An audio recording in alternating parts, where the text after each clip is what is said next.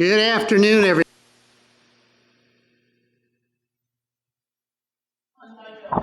Okay, I'd like to call to order the July Board of Directors meeting. Reminder, if everyone can please silence your phones, and we will call the meeting to order. First item on the agenda is approval of the minutes of the regular Board of Directors meeting on June 26, 2025. Do I have a motion? So moved. Second. All those in favor, say aye. Aye. Those opposed, nay. Okay, just a few words briefly. I've noticed a lot of chatter on the Nextdoor, GIO, and also some comments that we have from residents here. A lot of it has to do with wanting to compare HOA1 with other adult communities. And I think it's important that when we're looking at these comparisons that we remember there are some stark differences between HOA1 and other adult communities in the area. A couple of things. One, HOA is a private community. Our golf courses are private. Our restaurants are private. Our roads are private. And we maintain those roads at a very high expense. There's also oftentimes calls that we should be hiring consultants to assist in managing our community. If we do that, there's going to be expenses, tens to hundreds of thousands of dollars to the residents. Yes, we would increase revenue by opening our community to the public, as some people call for. But many of us have bought an HOA1 because we are private and we can control who we golf with, who we eat at restaurants with. And that is an important thing to advantage to many of us here. As far as outside consultants go, there may come a day when we need to hire them. However, at present, we have very dedicated and talented residents who volunteer their time to assist with projects like the Roadrunner Grill, like the new building renovation that we're about to do, many of the golf course renovations. So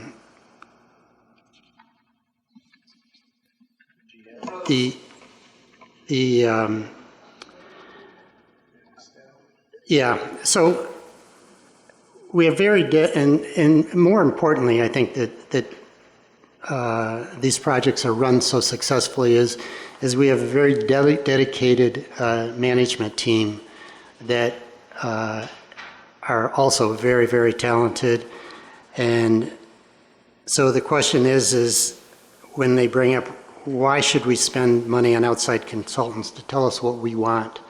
We're a pretty good gauge of what we want. And we've got the residents here that are talented enough, and we've got a great management team that can execute the plans. So I guess it kind of reminds me of the old adage, if it ain't broke, don't fix it.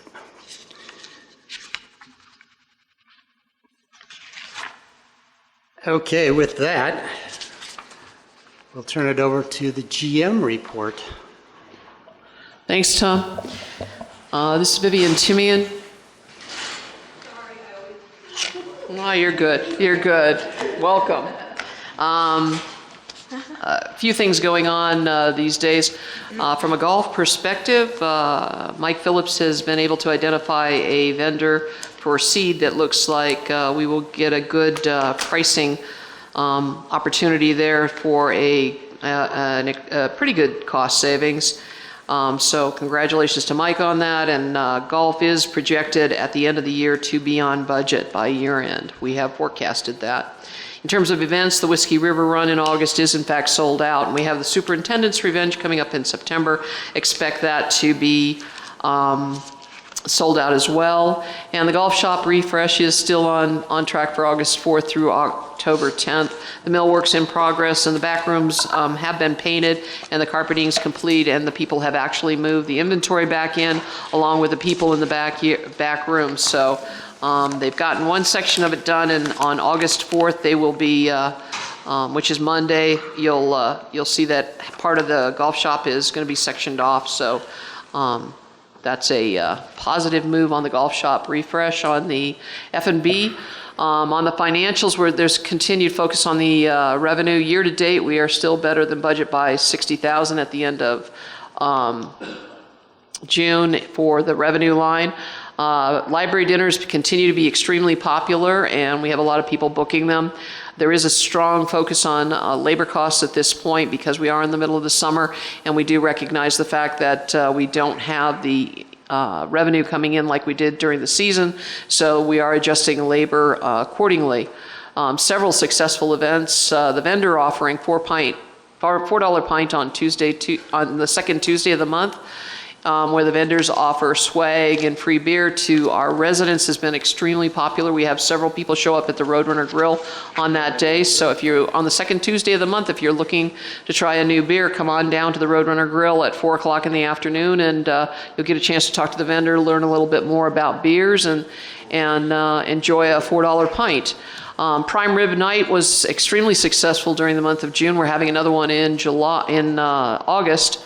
And Chef's Tables and the 4th of July celebration were extremely popular during July. Yappy Hour has, even with the hot weather, the people continue to come out because they're scared that we'll get rid of it if they don't come out. So we do anticipate a huge Yappy Hour once October comes around, but we are moving the hours for the month of August and for the month of September to 5 to 7, just to kind of get out of the heat a little bit more for the dogs and for the owners. Bingo and trivia continue to be big attendance areas. People like to try their luck at bingo, and they definitely want to try their great knowledge of trivia to come in and compete with their fellow neighbors. So doing very well on that. From an administration standpoint, we are beginning the budget process. We have compiled the forecasts and the 10-year projections. We are beginning the business plan process with all the department heads. In the August board meeting, we will receive the board guidance.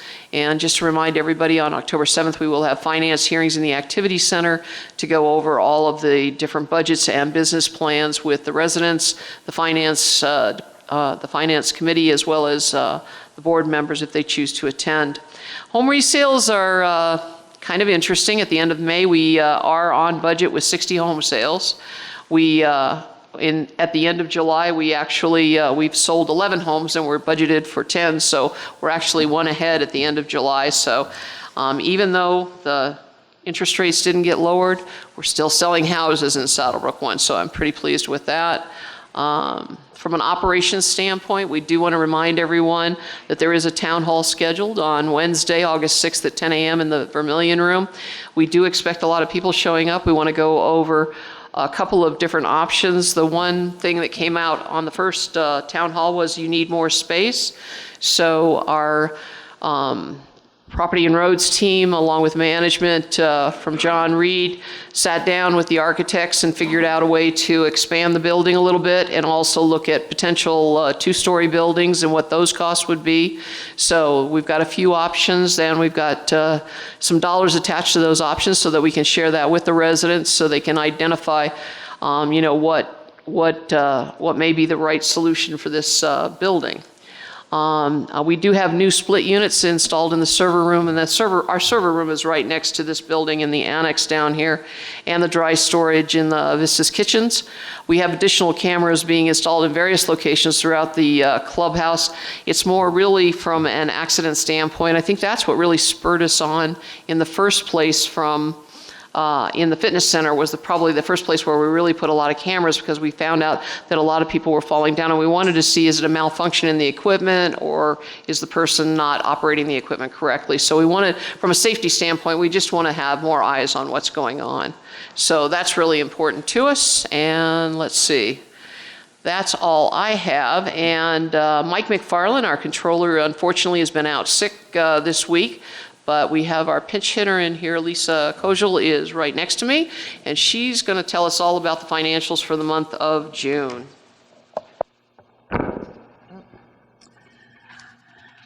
The operations for the...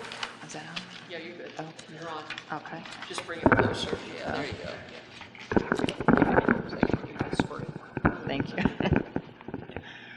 Operations for the month of June, as far as CSF fees, we're right on target.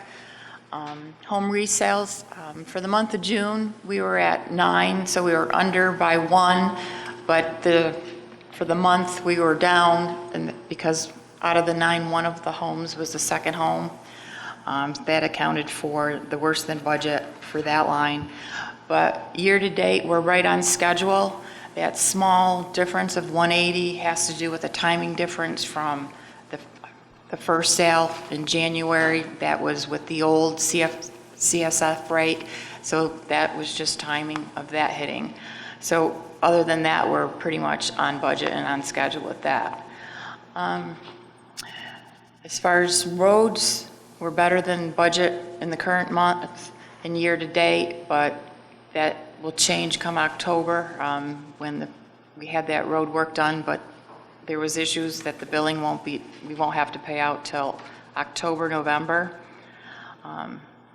General and administrative, we're better than budget by 8,000 for the month. Year-to-date, 15,000 better than budget. Services were better or worse than budget by 38,000, but services this month, common area had extensive work done for erosion control and painting. The facilities had painting in the lower clubhouse, and there were some vehicle insurance allocations that hit those departments, which accounted for the month decline. But year-to-date, they're ahead of budget. So overall, the net income for operations for the month was better than, or worse than budget, but year-to-date, we're still ahead.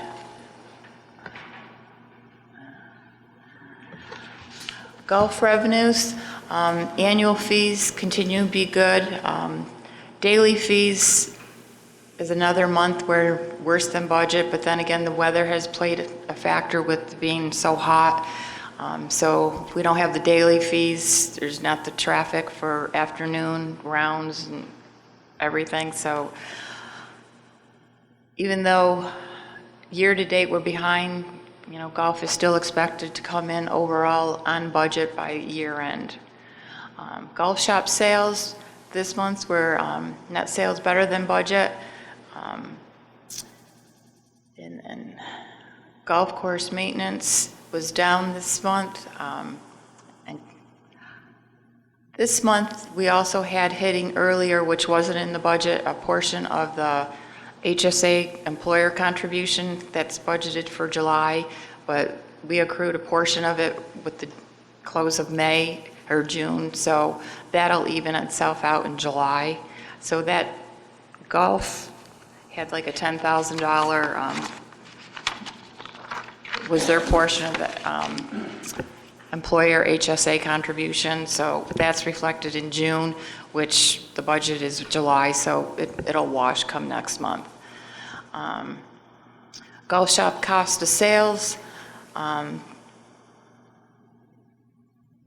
was higher than budgeted, but year-to-date, it's still better than budget. So their net income overall is down by 53,000 for the year, but that will be turned around by year end.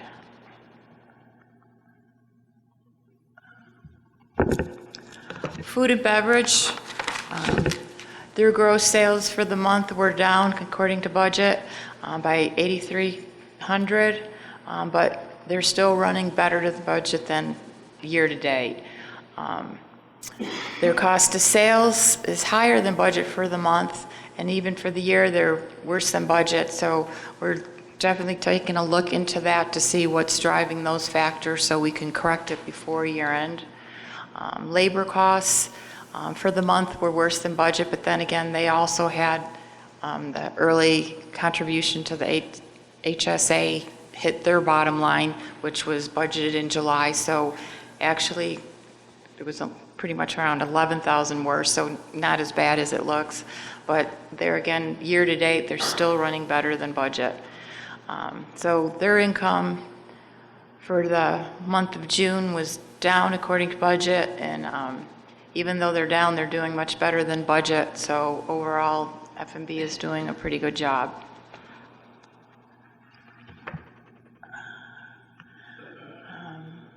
So the net effect, we had a loss of $164,000 for the month, but year to date, it's $364,000, which is $321 better than budget. And their cash balances, you know, we're still maintaining healthy cash balances, keeping the reserves high, so funds will be available in the coming months for the new project. So that stands at almost 11 million total. Replacement reserve, we had a few final projects this month. Under common area, we purchased the John Deere Gator for $16,000. It was a little bit over than budget. Activity Center had ADA door openers installed for a cost of $7,400.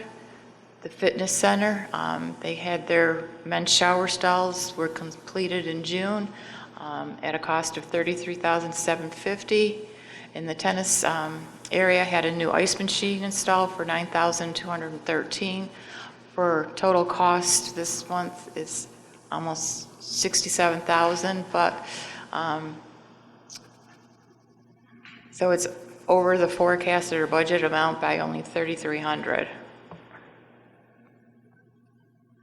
And so year to date, the spending in the replacement reserve is at $554,000. The $754,000, which is the forecasted value, is inaccurate. It should be $1,450,000 per year, and that's what's forecasted to be spent in replacement reserve for this year. And under the capital improvements for the month of June, there was no final projects or no activity to report. So total spending through June is still at $86,900. And they're forecasted to spend approximately $100,000 versus the $86,963 as shown, so that is inaccurate.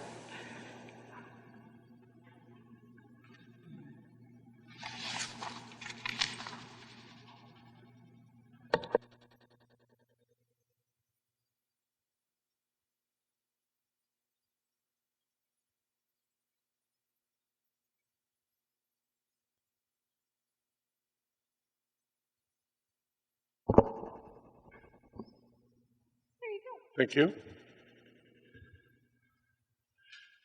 We'll look at what the ALC has been up to. Recently, I don't have to go through all of these numbers, but there are a couple things to point out. We had an increase in driveways, the third item down, 31 driveways and walkways. Many of our driveways, if you drive by, are aging, and they need replacement and or repair.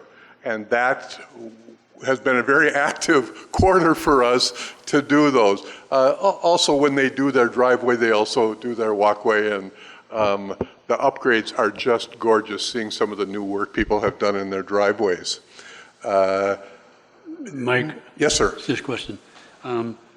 If I sell my home, I'm not going to, but if I did, would I be required to resurface my driveway? Not if it doesn't need it. We do come by, and that's part of our inspections, doing a resale, the resale inspections that Vivian talked about. We would look at your driveway. Ideally, we would have addressed it before the resale, but if we would notice it at the resale because we hadn't seen it before, we would request that be done. Yep. Any questions about the permits we've issued? In addition, and I don't have this, and we have to put this on a new slide somehow, I do want to talk a little bit about the resale inspections. That is a big part of the ALC committee's job, is to make sure that the homes are up to standard when we sell them. And as Vivian pointed out, we're right on track. We've done 60 this year, but we have done 37 in this period. Our difference from the actual sales are that sometimes we have to do 2 or 3 because the sale might fall through. So we might go back to the same house 2 or 3 times to check and make sure that nothing has changed when it comes to resale inspections. Total revenue, and we often get questioned, where does our money go? Well, it goes into the general fund, the permit fees, and any fines we would issue. You can see that we have given more permits this year and have larger fees than we did last year, but our assessments are down. More people are responding once we say there's an issue, and they take care of it before we have to take it to the next step and institute a fine. So we issued in this quarter 20 violations. 8 of them are still active, and 6 of them we had to eventually take it to the next step, which would be to then fine the resident.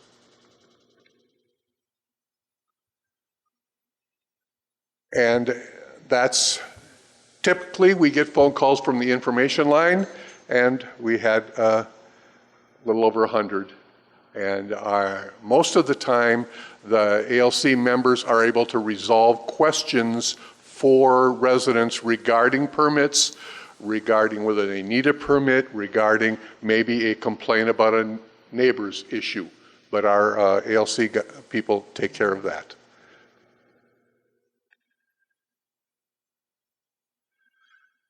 This is currently what we're up to. Obviously, we monitor the information line, do our permits and home inspections. Another big part is training, and I don't ever want to skip over this too quickly. We monthly review guidelines. We only want to deal with, and it's kind of a joke, the most egregious issues. We want to look at the biggest problems. We don't want to nitpick our residents, but we don't want problems to impact eventually home values. We want to make sure this is a beautiful place when visitors come and when potential buyers come, they see a place that looks great.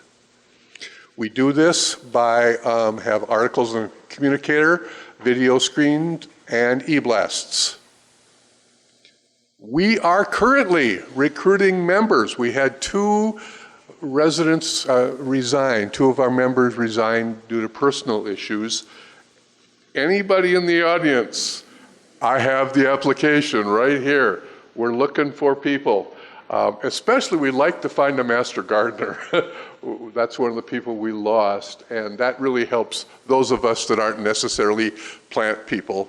It's nice to have that. And then finally, we will be speaking at the Coffee with the GM, and we're going to be talking about water usage and how to xeriscape or landscape your yard with minimal impact on our water supply. Questions from the board? I just had a quick question about, because I think I hear more people in the community, not a statistically significant study, but about water, water retention or water collection. And I know we have something in the ALC guidelines about that. Yes, we do. Do you have any comments? Are more people doing that, or is it working out? It's working out, but it is not a, well, you saw the reports. Yeah. We don't even have a category for water retention systems because they're so minimal. But rain barrels and we do try to focus on planting plants that don't need much water. Mm-hmm.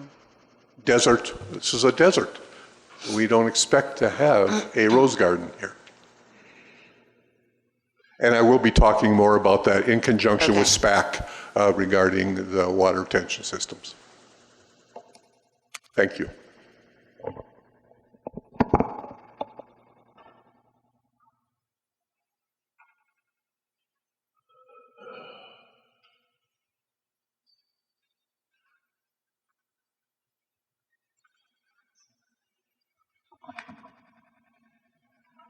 Consent item. Though. Okay, so we have consent items, an item to recommission the election committee for 2025, an item to appoint Karen Fleslin as chair of the election committee for 2025, item to approve the members of that committee, Heidi Wagner, Ron McNutt, Ann Adams, Rick Fernandez, as members of the 2025 election committee, an item to approve Mary Kopp as a member of the Recreation, Health, and Wellness Committee, an item to approve Rob Emmett as a member of the Saddlebrook Public Affairs Commission for 2025, an item to approve Russ Keeler as a member of the Property and Roads Committee for 2025, and an item to approve Jason Bilichuk as a member of the 401k Investment Committee for 2025. Jason is our new HR director.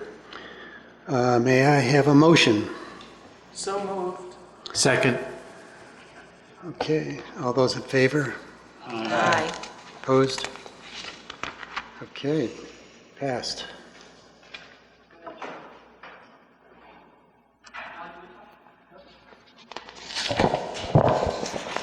Hello, everybody. John Reed here. I got a couple items on here. The Drainage Engineering Services. WLB is our civil engineer on record for this project. They are definitely struggling to provide the information we requested. There's a couple of notes to that. WLB has recently been purchased by a much larger civil firm. So they are going through some considerable growing pains. I guess the good news of that is we got our proposals and contracts in before they got too big. So that's probably a good thing on that. The Ridgeview Wall Art projects, one of them is up, and most of the landscaping for that one is complete. The other one, we have all the materials to do it. We're just putting it on hold right now because we got a lot of other projects, the Pro Shop, the Roadrunner stuff too as well, as far as the one that Potter's doing there. We got those projects, and all these projects, the guys love to do them. However, they are after we do all the maintenance and repairs and things like that there. So it is a plus for them, but it is kind of a low priority, but they are getting it done. They do like it. Clubhouse lower level carpeting. I'll jump down a couple there. That is complete. I think it looks really good. Turned out really nice, right on schedule. The Agave Keg Cooler expansion.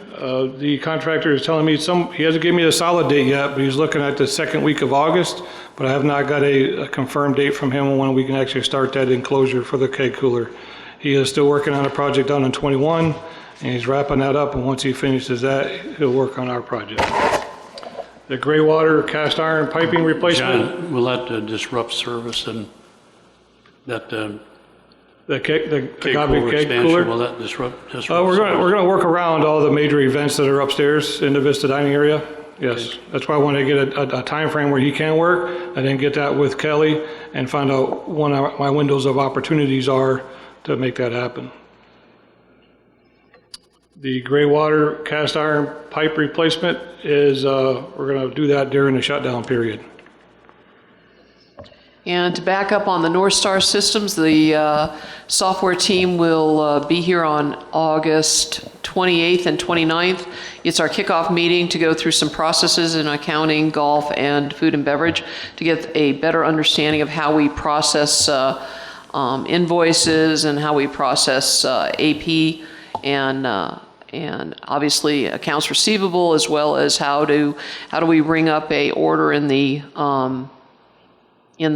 food and beverage area. So they want to take a look at everything that we're doing so that they can get a better idea of how to introduce the new systems to us. Mike, do you feel comfortable commenting on all the golf projects? May 1st, 2026, right. Yeah, as far as the golf course projects, the 2024 golf course improvements are complete. We're just waiting on a couple final invoices for that. 2025 bunker sand replacement, that's ongoing. And then the cart path replacement for this year has been completed. And as far as the golf shop refresh, we are scheduled to start demolition on Monday morning on the north side of the golf pro shop there. And the back of house has been completed, carpet paint, and all the new furniture is back there. So yeah, we're on schedule. You want to push it forward one for us, for the slides? Thank you. And so to top everything else, the golf course maintenance lease package, Mike has received all of his equipment. Congratulations, Mike. Yes. So that's an operational budget item, and it runs typically around $28,000 a month. Useful life is we have a 4-year contract. On the facilities utility card, I think we talked about that earlier, a little bit higher than budget, but it was approved for that amount back in March, and we have received that. We're looking at 7 years on that card. The men's showers are completed, and we're hoping for at least 10 years out of those showers. The activity center door, which is the door just behind the board of directors over there that on the south side, has been installed, and we're looking for at least 5 years on that. The tennis center ice machine, we usually get about 7 years on the ice machine. On a swimsuit extractor in the men's locker room, that was unfortunately an emergency replacement. Just to remind everybody, it's for swimsuits, not for towels, because a towel will in fact lessen the life of a swimsuit extractor. But anyway, we replaced that at a cost of $1,445. We're expecting 5 years out of that. And then the vacuum breaker for the men's spa was also replaced at a cost of $1,655, and that was an emergency replacement. And we're expecting at least 7 years out of that. The 2 pool heaters were not an emergency replacement. There was actually $10,600 budgeted for that. We spent a total of $9,640.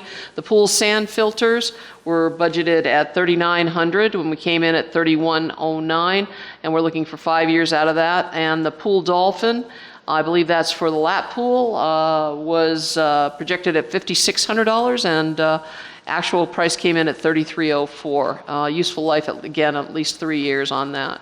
So those are the projects that we were able to close out during the month of June. So if you could.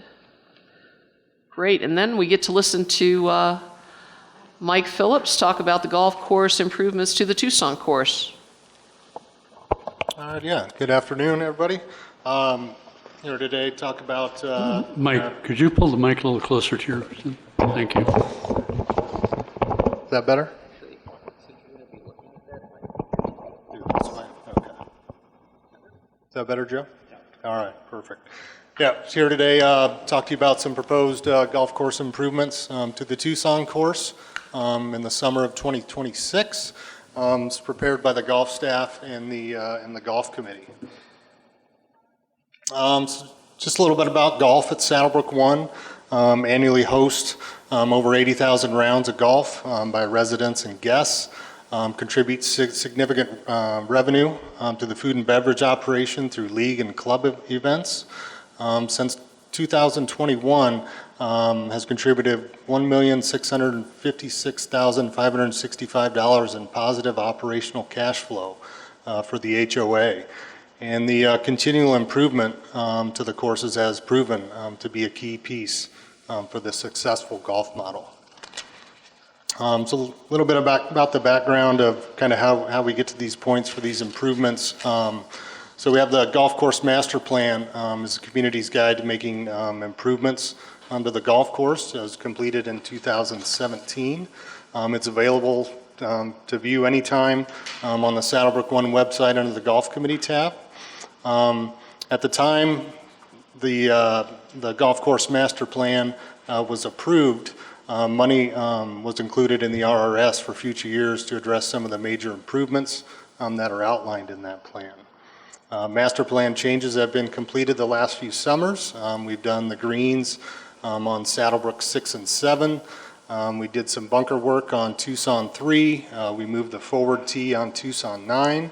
And we just planted our new turf nursery over on Tucson number 6. So those are some of the things that we've kind of picked off over the last few years from that master plan. So our proposed timeline, major design work was completed in 2023, including the irrigation design. We were planning to come forward with this, a couple years ago, but There were some other projects that came up in the community where, you know, it just didn't make sense to go forward with that project at that time. So we feel now the time's right to do this, so we're coming forward with this project. We want to complete the design, bid, and approval process in 2025, so we want to do that this year. And then we want to execute changes next summer in 2026. So we have $20,000 that's currently in the RRS budget in 2025 for final design and bid services. And then $385,750 is in the RRS budget in 2026 to complete these improvements to the Tucson course. And the current scope is, right now, we've got an estimate around $350. That's just taking kind of the current costs this year and kind of putting them towards what we would like to improve on the Tucson course. Process, so the golf committee and staff, you know, we've been studying these proposed changes to the Tucson course in the master plan for several years. Priorities continue to be improved playability, improved course fairness, maintained or improved the pace of play, enhance course experience and enjoyment, and improve ease of maintenance. All of the proposed changes have been reviewed in person, you know, with the committee and staff members. We've gone out on the course a few times to look at the areas, and then, you know, a lot of discussion just in the regular meetings. Committee members have been actively discussing, you know, and getting feedback on the proposed changes within their respective golf groups here in the community. The golf committee members finalized the priority list of proposed improvements. They also reviewed work locations on the golf course, you know, as well as a need versus want, you know, for all the proposed improvements. You know, and I think that kind of goes back, you know, just making sure we're keeping our priorities in line of what we really want to accomplish with these course improvements. So we have identified the priority number 1 is Tucson number 9 green. Current green provides limited pin positions combined with severe slopes through the middle of the green. That's actually the biggest green on the golf course, you know, besides the practice greens. And for being the biggest green on the golf course, we're really limited kind of to where we can cut a pin on that green. Also include rebuild and realign the green and bunker, and then soften the slope into the green from the approach. Right now it's got a pretty good climb up to that green. So that picture you're looking at right there on the right is a grading design that kind of just shows the different grades and how they would change. And that's kind of looking at it as you're coming into the green there. So that's the proposed design. This is the grassing plan. So you can kind of see where the new green would be. You see kind of the 2 bunkers in the back of the green go away, and then that bunker that's on the right side kind of changes, and that the green kind of shifts a little bit too to kind of just fit. It kind of fits right in that area, a little more natural than what we got right now. So that's kind of the grassing plan for that, and then So the square footage, Mike, it's 17,150, that's the existing? no, that's what would be worked on. So so that's the area outside the green. What's the comparable green itself now versus future? So you're asking, I mean, is it? How much smaller will the new green be versus the old green? about Existing 800, green. about 1,000 square feet smaller than what we currently have, and that kind of puts it more in line with, you know, what we have around the rest of the property. I believe the next biggest green was Saddlebrook 5 after Tucson number 9. So that's 17,150. So that's the rough area that's going to be disturbed. Then you see the 6,748. So that'll be the square footage of the green. Then you got the 5,935. That's the fairway grass, and then you got the 1,755 is actually the collar around the green. So that's what those square footages mean there. And so Mike Gogo did a couple really good Photoshops for us. So this is what we currently have out there right now. You can see the two bunkers in the back, the bunker on the right, that slope going up into the green. And then this is his proposal here. So you can see those two bunkers kind of go away in the back of the green there. I think it'd be kind of similar to Tucson number 3, a little grass swale back there for people to chip out of back onto the green, and then adjusting that bunker on the right side of the green. So you can see that green kind of turns a little bit to the right, and kind of tucks back into there just a little bit instead of just being straight on with the fairway. Mike, how much will you be reducing that berm that's the approach? We'd have to go back and look at really dig into those grading plans there, and that'll kind of tell you how much more that's going to come down. I can't tell you an exact number right now, but it will definitely be a lot softer than what it is right now, than just almost kind of that straight up to there. I think I don't know if his Photoshop really does that justice, because that's what we got now. I mean, you can kind of tell a little bit it's going to soft, because you're not going to be looking straight on into that green. That's going to kind of turn to the right just a little bit. So it's going to kind of go back to the right. That bunker is going to kind of protect part of that right side of that green there. I think that's going to allow us to kind of soften that approach into that green right there. Thank you. And then we got priority number 2. We move over to Tucson number 6, the approach area. We're looking to expand and open approach into the green. We'll eliminate the existing pop bunker, rebuild and realign the greenside bunkers, and allow for golf shots to run and bounce onto the green surface. Right now there's maybe a 10-foot wide run-up area there, if I'm being generous, I think, to that green. It's really narrow. I think for the kind of play we have out here, I think this would be a huge improvement. Just overall enjoyability of the game, being able to get that, run or bounce a ball up on there without having to be so precise. So this is kind of the grading plan for that approach area on Tucson number 6. And here's kind of the grassing plan you'll see. So what you'll see, so the pop bunker gets eliminated, and that other bunker that's on the right there kind of gets shifted more kind of into the line of play. And then he's going to add a bunker onto the left side, more like a 4 bunker, kind of be built in. You kind of know that little valley kind of down left of that green there will kind of be built into that hillside there. It'll kind of be a lot similar to Saddlebrook number 7, where it's not really right up next to the green. There's going to be some area there where you can still land a ball if you can get over that bunker, and it still has an opportunity to get onto the green there. So this is what we currently have out there right now. You can see the 2 bunkers there kind of on the right side of the green. Then this is what Mike's proposing. You can kind of see that new bunker down there on the left kind of fits into that slope right there.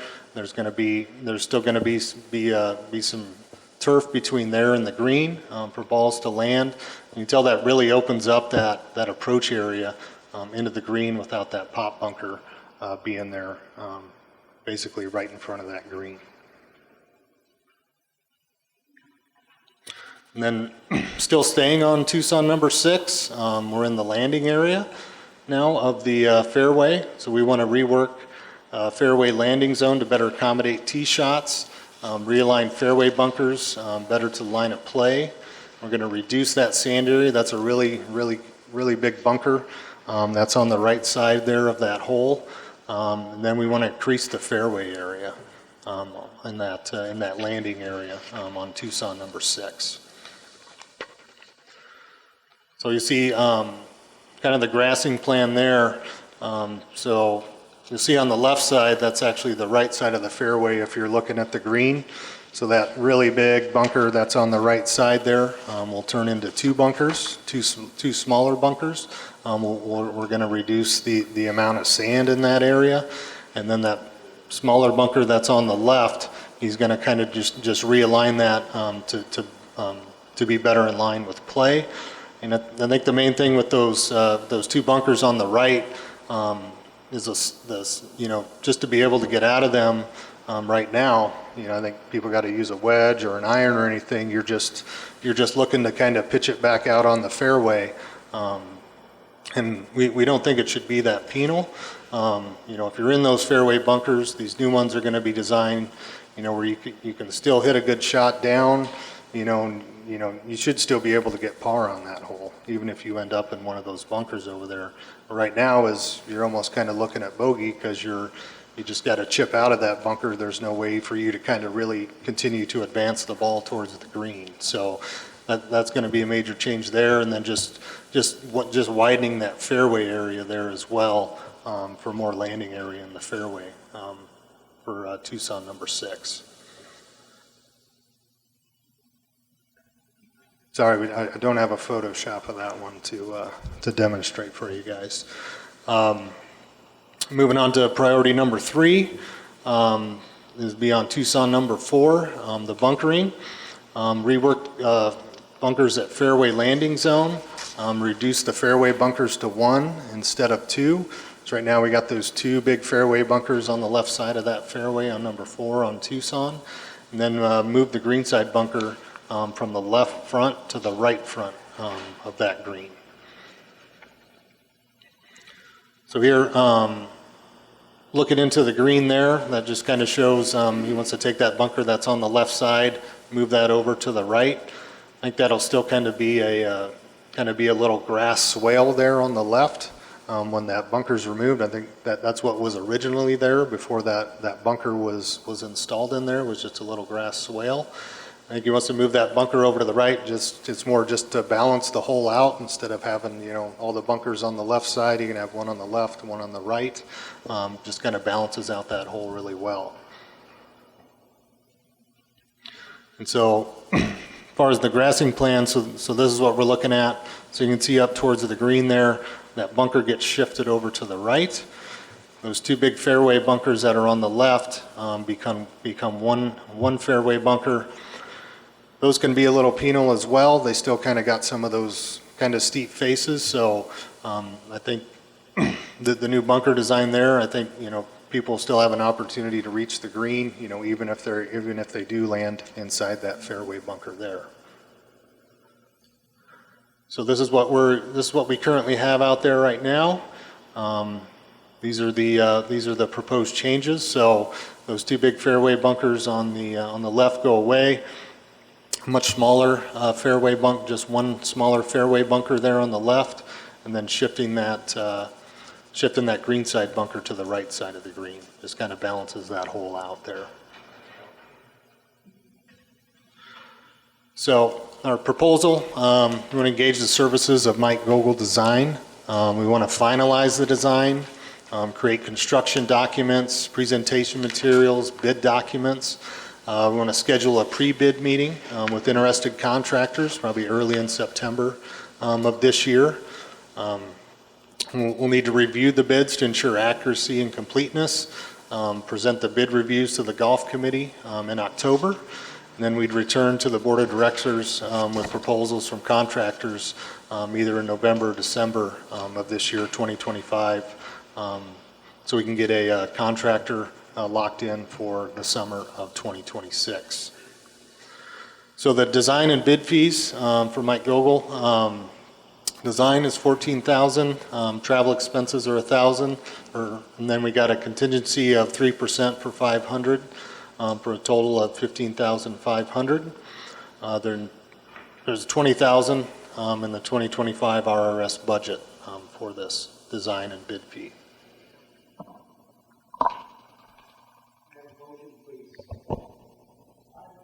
Allow management to proceed with the design, construction documents, and bidding for the Tucson course improvements at a cost of $15,500, which includes a 3% contingency. Funds to come from the replacement reserve fund in accordance with the Southwood One go-through policy. I second the motion. Okay, discussion from the board?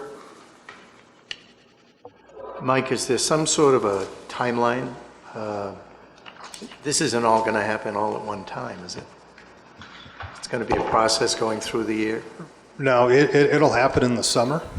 Okay. Like the work, if it's approved, the work would happen next summer. It'd probably start beginning of May, and, depending on, what we get back from the contractors, how long they think it would take to complete this process, but they should be done by, mid-July with all the work. And we'll be dealing with temporary greens setups, or? Either temporary greens or, some of those holes we might just have to close, just because, take, Tucson number 9, for example, we could do a temporary green there, kind of way more, it'd be, I think we did that similar to number 7 on Saddlebrook when we did that, so it'd be something similar to that. As far as Tucson 6, that one might be kind of tough just because of the work in front of the green, and then if we're doing work in the landing area, that fairway, I think that's something, we would still have to discuss, whether, do we want to set something up temporarily on that hole, or is it just better to close that hole until the contractor's completed with his work? And I think that's one of the things we really looked at too when creating this priority list. It's, don't just do one thing on this hole and then jump over to this hole and then jump over to this hole. If we're on a hole, let's complete, what's on the master plan so we can kind of maximize the contractor while they're here. Because if they're moving around a lot to a lot of different parts of the golf course, that's just going to increase the cost of the project. Okay, thanks. Hi, Mike. I've been hearing about this for a couple of years because you had planned to do it already before. I'm trying to figure out how to ask this question because I remember, are these the same drawings that you had in the hopper? Or did Mike change something else with this? No, so I think so he already had some of this done. That's what I mean, yeah. Yeah, so he had some of it done. He didn't have all of it done. Okay, okay. So this is just to kind of take it to the finish line, to actually complete, so we have some construction documents that we can actually Okay. send out to bid. Yeah, I didn't remember how far Yeah. you guys got. I'm really glad well, I should ask this question first. Are there any other Tucson holes that you're planning to redo?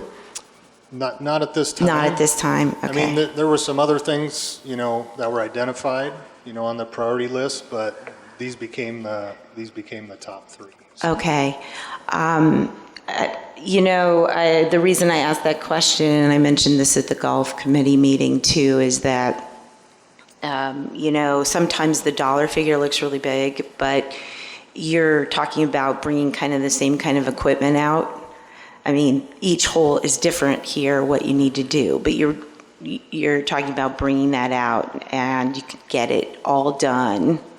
I know there might be some wants later for Tucson, but that you can get this whole thing done. We're not talking about splitting this up and somebody coming back, and that's awesome. No. Okay. I think that's the way we need to sometimes do things. I mean, I know the money outlay looks a little big, but for any project at any place in Saddlebrook. So thank you very much. Yeah, and I know how we've asked kind of Mike to design the bid is so we kind of it's more priced as far as like square footage and stuff of material. So, I mean, obviously if things come in like crazy high, it's like, well, okay, maybe we can do these two and not this one. So, I mean, we'll still have some flexibility there, but, I think right now the goal is, and it looks like, we'll be able to do all of what's been proposed here. Okay, yeah, so that's the kind of thing with the budget. If you wait on one of these holes, how much is that going to cost later? Or, Yeah, I think, costs always tend to go up. I don't think Yeah, I suppose. I don't think they go down anymore, it doesn't seem like, so. Okay. But we'll have that option. We would have that option to present, like, hey, if we want to do all of this, this is what it would cost. Right. Or if, if we don't want to go that route, if we want to just do this, this is what it would cost. So. Okay. I think we'll have a few options to choose from. Great. Okay, thank you.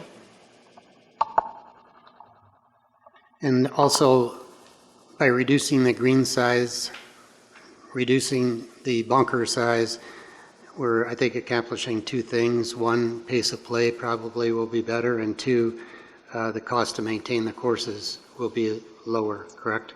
Yeah, absolutely. Just reducing the sand, it costs a lot more to maintain a bunker than it does a green. It just takes a lot more man hours, to maintain a bunker than it does a green. So just reducing that sand amount would help out the maintenance staff tremendously. Can you make those holes a little bit bigger, though? Working on that. You won't even need a sand with you. Any other questions from the board? I got a question. I just noticed on his letter from Mike Gogol, you took out the $9,000 construction oversight. That's how you got to the $14,000 preparation fee? Yes. And then you'll pick up the $9,000 should the project go forward? Yes. Yep. Okay. That 9,000 I think is included in that 350 estimate. In the estimate. Yeah. Any other questions from the board? Any questions or comments from the residents?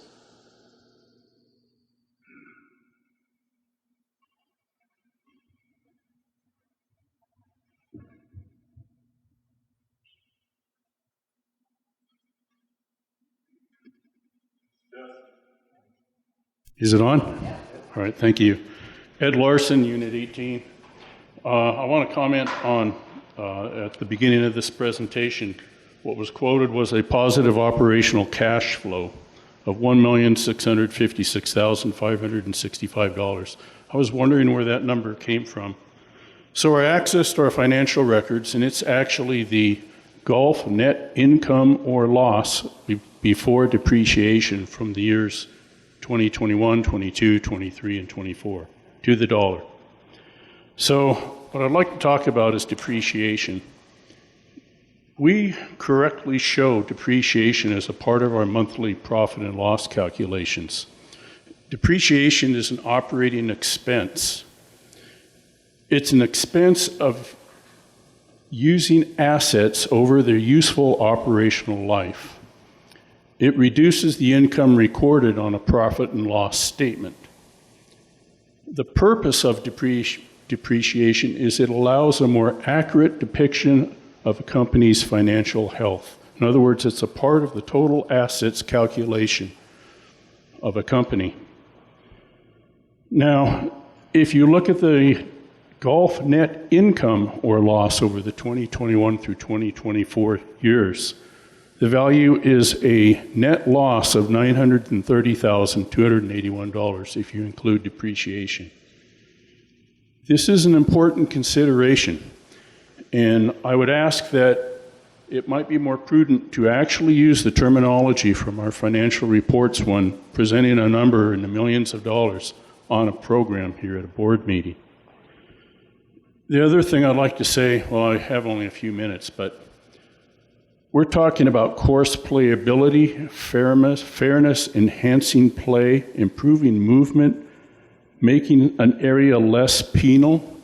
Are these nice to haves or are these requirements? Thank you.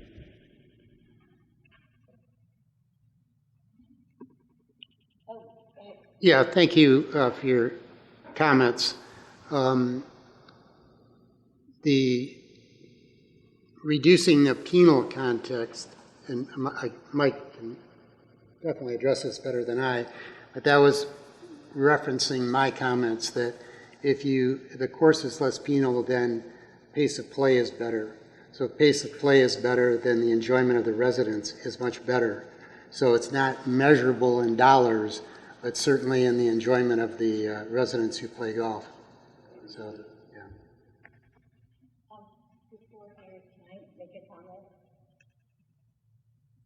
Yes, absolutely. Yes. Sorry, Harry. So thank you, Ed. One of the suggestions that I would have, because I hear like you're talking about all the numbers coming around, and we do monthly, we do yearly, quarterly, and you can. I'm not real good at it, but I have an executive MBA, and counting is I learned very particular. So would it help, because you do see that, I sat next to a gentleman that told me, oh, the golf courses are profitable. So profitable means you're gaining money, right? And then I've heard, well, we still have some subsidy, but because of what they take in, because we have a lot of revenue, that revenue, contributes to the operating budget, et cetera.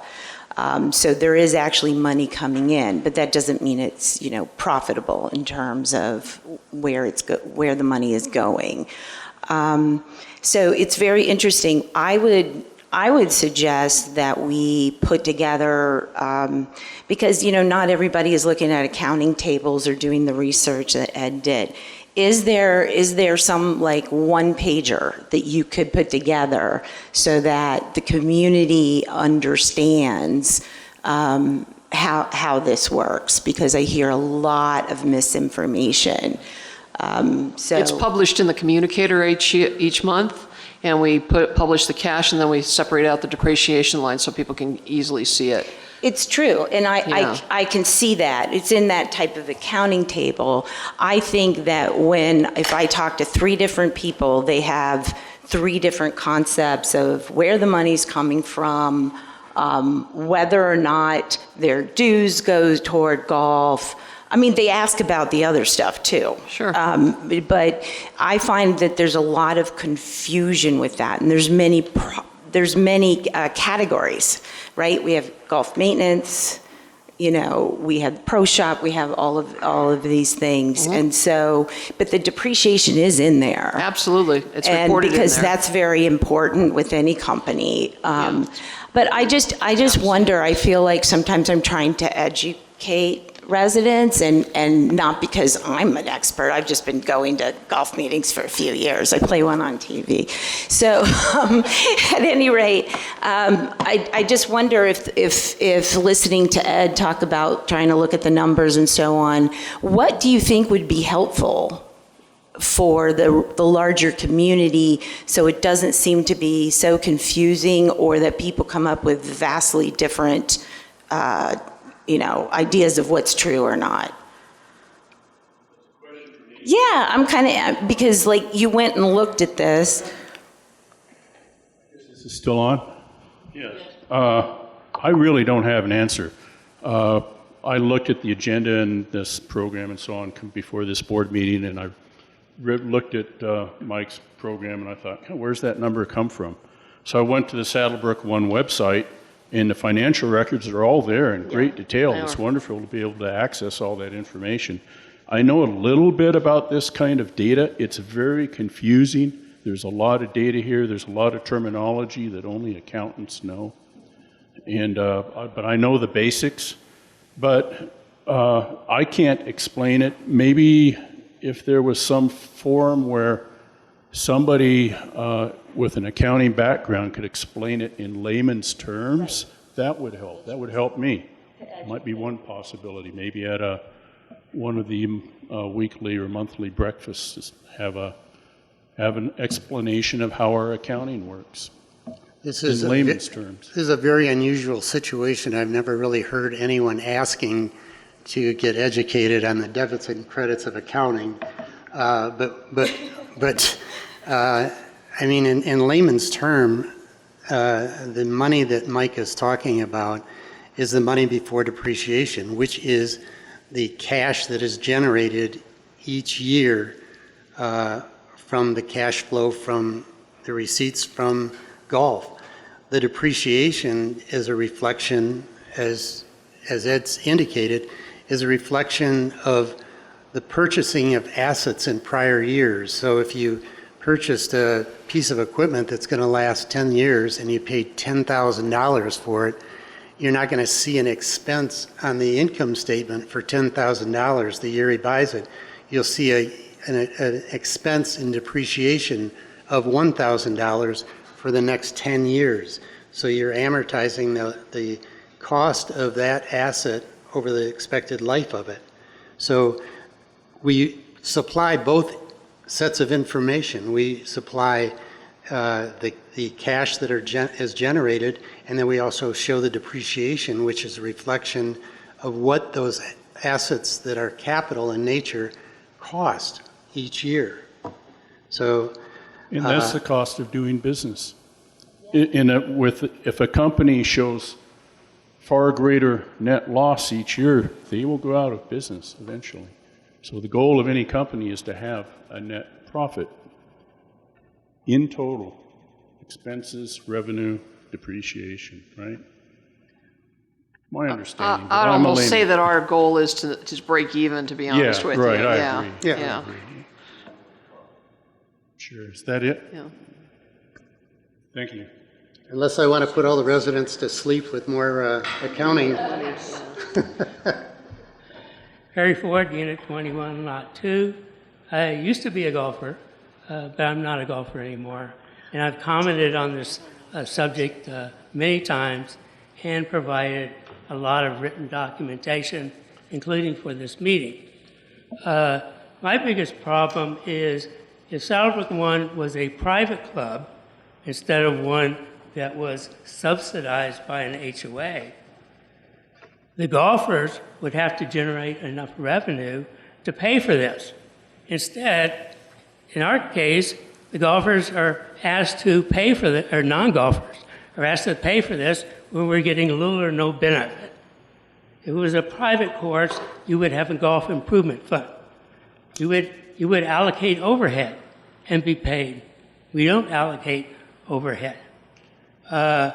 Based on my analysis, with overhead allocation, golf would be losing $2,608,000 a year, or $1,266 per home, and that's paid by the non-golfers.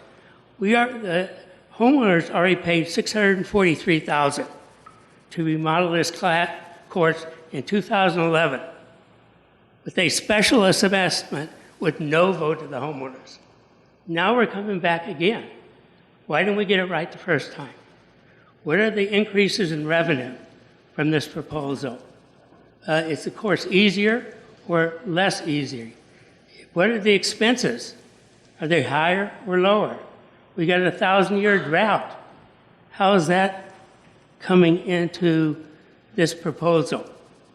I mean, there's courses all over, and there was a proposal from Saddlebrook One years ago to turn it into a desert course.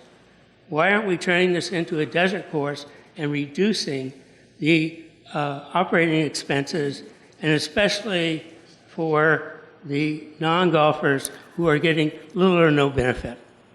Okay, thank you, Harry. Okay.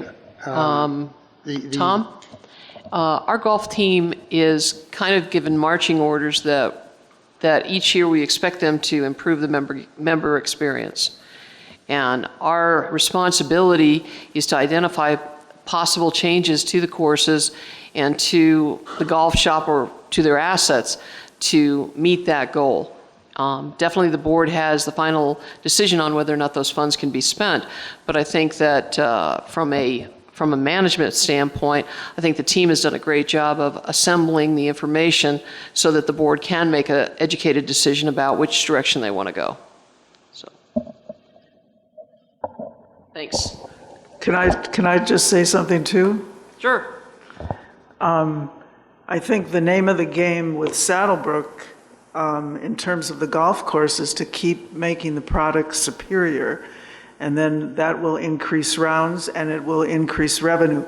Just like with food and beverage, if you serve people really fabulous food, they're going to come in and the revenue will grow. I mean, there's an aspect here with our golf program that we have, that we're doing a product, and that also, part of our credo in our mission and vision is continuous improvement.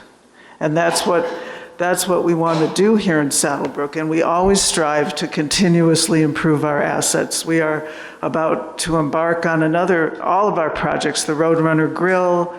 When we do something, we want to improve it. That's part of our mission. And as a result, we are a very successful enterprise. We're very unique. We're private in the sense that we don't allow public play. And yet we're successful, and that's because we are committed to continuous improvement. So I applaud the golf team and what they've done, and I just look forward to future continuous improvement. And I also might add that the HOA operations have been the same since its inception. That is, we have had a community service fee that covers all the amenities in our community. We do not say you pay one fee if you golf, you pay another fee if you want to use the pools. All of our amenities are pooled. It has been this way since the beginning. So to be disappointed that you have to pay for something that you don't use, that's always been the case. And homeowners, when they move into an HOA, have that choice. They have to know, well, if there's a golf course, there's going to be some fees that the homeowners are going to pay because it's an HOA. So to be disappointed that you're paying for something that you're not using, that's strictly your choice, but the situation has never changed. It's been the same. So hopefully homeowners who move into an HOA do some research to understand the HOA, and I think we had an article in the Communicator that Kathleen put out a little while ago that explained an HOA. What does it mean? Yes, you will be paying for fees that an amenity that perhaps you don't use, but there are other things that you get to use that you're not paying for. So I don't know what to say, Mr. Ford, other than we do a great job in this community, and I think it's a great value. Well, having lived in HOAs for 51 years, I understand how they work. I understand when I came here that I would have to pay for some things I don't use. The problem is you're not telling me as a private club or a business exactly how much I'm having to pay to support a revenue-producing golf and food and beverage. You're not telling me that. It's easy to calculate, but you're not telling me. Our financial data is, as someone just indicated, is on our website that you can go back several years to review. So we are telling our residents exactly what things cost. Thank you. All right. And last year's annual meeting, I made the presentation, and I broke out in numbers and cents numbers how much of your community service fee was going per each amenity. Now, I'd also build on Joanne's comment there about continuing improvement. We're in the process of, and I hope everybody in this room is over at the Vermillion Room for the town hall meeting on the 6th of August at 10 o'clock when you hear about the Community Arts and Wellness Center. Because what doesn't get talked about enough, Harry, you always talk about numbers all the time, but I'd like to hear you talk about health, because I know you're an exercise man. You walk. But, we're building that building to increase the health of everybody in this community, whether they're in the quilting club, they're in pottery, whatever their hobby is, they're there. And it is very important that people get out, they socialize, they engage their brain. And I would say that every activity we have here, every amenity, every club activity is focused on health. And yes, we can talk about numbers and, ad infinitum, but I prefer that we have a discussion about health once in a while. Okay, thank you. I'll go back to the materials I've submitted. Other HOAs and businesses are presenting supplemental information, and I've given you a number of examples that Saddlebrook One is not doing. If Saddlebrook One was a city that had a golf course and a restaurant, they would have to do fund accounting, which means allocating all the $1,000 or so of unallocated items to golf and food and beverage, but you're not producing that information. And it's very valuable information. Thank you. Next item. I think you have to vote. Oh. Thank you, Vivian. Yeah. All right, are there any other comments from the residents? Okay, all those in favor of the motion, say aye. Aye. Aye. Those opposed? It's unanimous. Thank you. John's going to talk a little bit about a dishwasher for the Vistas Kitchen. I sure hope you like clean dishes. Yes, we have two dishwashers. One of them is upstairs, one of them is downstairs. The one upstairs was acquired approximately 10 years ago. This unit, all dishwashers of this type have counters on them, and this particular unit has washed over 459,000 loads of dishes. Manufacturer recommends about 10 to 15 years for life cycle of these pieces of equipment. I'm pretty confident this unit is a little bit older than 10 years because of the model number and trying to locate parts that I cannot find, that it's a little older than that. But anyway, current dishwasher only has one wash option regardless of the type of dishware being washed. Your dishwasher home has multiple functions. Newer dishwashers nowadays have commercial dishwashers have multiple functions as well. It uses a lot of water, 3.1 gallons to do a load, which is very inefficient for today's standard for commercial dishwashers. There is $20,000 in the 2025 budget for the RRF. The new machine is Energy Star rated, which basically relates to the power usage, water usage, and some ergonomics in there as well.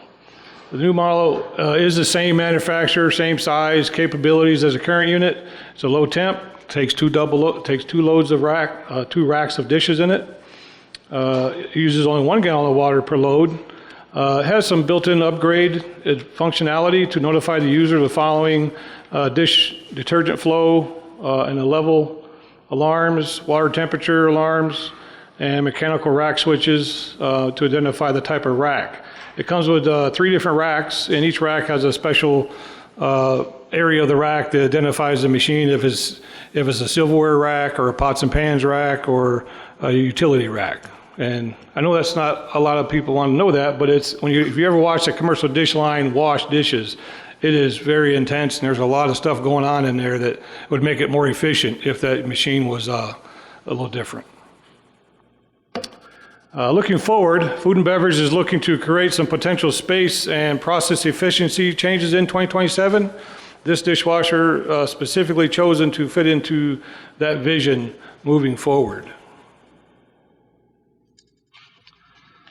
The Facilities Department can install this piece of equipment for a savings of approximately $11,000. That savings comes in the fact that most manufacturers recommend having certified electrician, certified plumber, certified this, certified that. That is not necessary when you're replacing like for like or like for better. If we were putting in a brand new dishwasher somewhere in a different location, it may be required, but it's not required to have that. Or just like replacing an air conditioner or something like that. So it is not required. And also they wanted to add in a bunch of additional stainless steel input rack and output rack that we already have, and we don't need it. So that's why we're going to hopefully install it ourselves. Several options online, and Arizona Restaurant Supply is our preferred vendor for a lot of our kitchen equipment, and they've definitely came in pretty strong on this piece of equipment. These are all the same exact piece of equipment from different providers, same warranty, same piece of equipment. Can I have a motion, please? I move to approve the replacement of the Vistas kitchen dishwasher at a cost of $8,500, which includes a 15% contingency for potential tariff fees, stainless steel, with funds to come from the replacement reserve fund in accordance with the Saddlebrook One procurement policy. Second. Okay, any questions, comments from the board? Real quick, I just know of a few things of where the warranty would be negated if they didn't install it. Is that the case here? The warranty is with the manufacturer, not with the installation. Okay, so even if they know that, okay, all right, gotcha. Thank you. What's the estimated life of this one? It's about the same, 10 to 15 years. 10 to 15. And obviously, it's typically like a car, the more mileage you put on it, it may not last as long, but the one we have now, it's definitely served this a well purpose in its life. Yeah, I just wondered because of the warranty is so short, 2 years. It's a lot of moving parts. That's typical for a lot of the commercial equipment like that there, unless you want to purchase an extended warranty, which they have good parts services and things like that there of the equipment that they still make. Can we get it soon? They told me about 3 weeks. Yeah. And I want to get it installed before shutdown because we got too many other things going on during shutdown that I want to get installed before then. Any other board questions, comments? Any resident questions or comments? Okay, all those in favor, say aye. Aye. Those opposed? Okay, passes. The next item scheduled was the 10-year cash flow projections. Our management team and our accounting team met with the Finance Committee on Tuesday, and we were unable to approve it at that time because it was incomplete. We do believe we have a completed document now. However, the Finance Committee will be meeting again on Tuesday to review it and to approve it for positioning to the board. So you will receive that in August. I apologize for the delays, but that's where we're at. And David Taylor, I thought I saw him. Yeah, he's in the audience. So thank you, David, for all your work on this particular project. We've been definitely going through a lot of things on it. So thank you, David.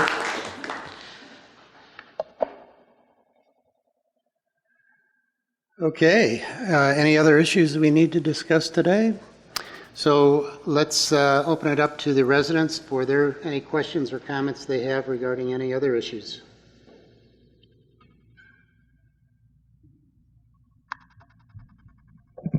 Is this okay? 2 minutes, just mention your name and your lot and unit number, please. Okay. Hi, Linda Henriksen, Unit 6, Lot 44. I just want to thank you guys today. I did learn a lot, and I'm sort of interested in financial type things, and all of you guys are really aware of everything that is going on, and so is our management. So I just want to thank you. You're welcome.